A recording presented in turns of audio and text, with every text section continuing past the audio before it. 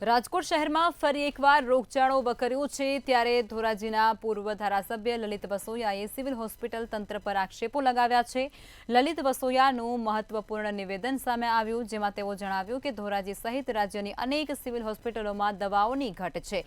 આ સાથે જ ધોરાજી સિવિલ હોસ્પિટલમાં દવાની ઘટ હોવાને કારણે દર્દીઓ હેરાન થઈ રહ્યા છે।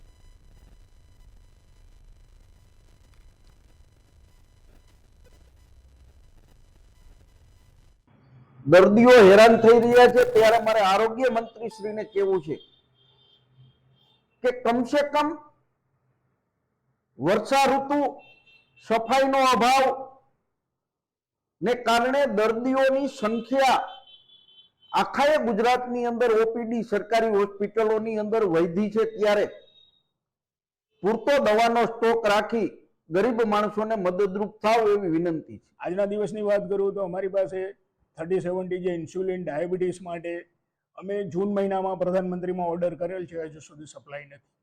બીપીની પણ ટેલ્મિસાર્ટિન છે અમારી પાસે ઉપલબ્ધ નથી।